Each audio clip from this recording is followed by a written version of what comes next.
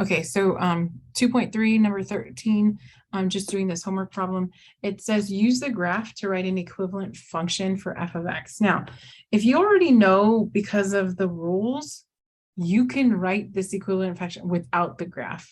Okay, so I'm going to actually use the graph first to help you understand why it is what it is. And then I'll go back and I'll show you how to use this using part view. So I'm going to do both. Okay, so first, the very first thing that I notice is that, look, the asymptote normally who lives at x is equal to 0 didn't move left and right. It didn't shift left and right. So that tells me there's no like x shift left and right. So the second thing I look for is that point, which normally lives right here at 1, 0, has been shifted down a bunch. Specifically, it's been shifted down 3. So down 3. And then if you remember from when we talked about shifts, because it shifted down 3, right? Because it shifted down 3, that means there's going to be a -3 out in front, right? So here's going to be -3 plus, and then I'm just going to write my log base 3, right? And then I'm going to write my x. And then I'm going to see if there's any other kind of like numbers that were shifted. And so the other good point that I see is this point right here, which is the 0.2 comma -2. And I'm going to use,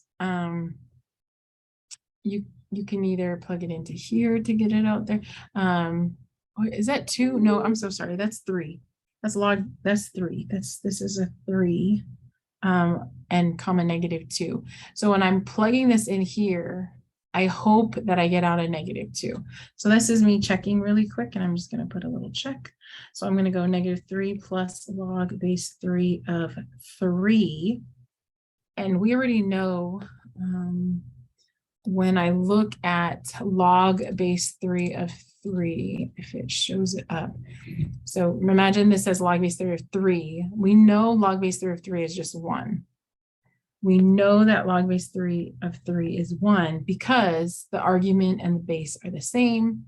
It's asking 3 to the what gives me 3, and that's just a 1. So -3, oh, there it goes. -3 plus 1 is just -2.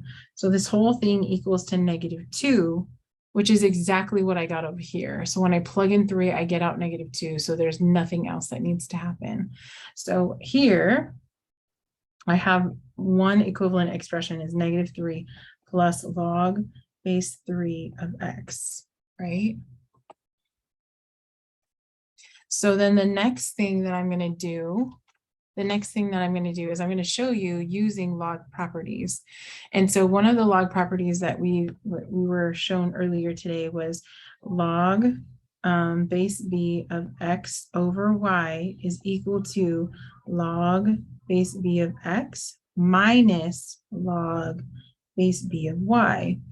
Now, when we divide, we can write it as a subtraction expression. Does that make sense?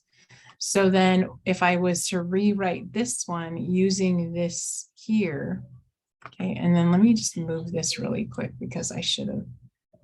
So I'm going to take this and just move them over here for now.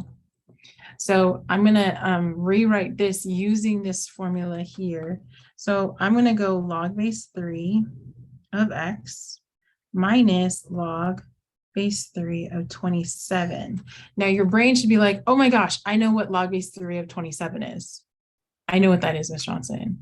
So you're asking me here, 3 to the what gives me 27? 3 to the what gives me 27?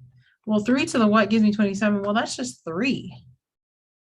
That's just 3. Oh, and look at now, that -3 is that -3. Log base 3 of x, log base 3 of x, right? Any questions on this? Very good.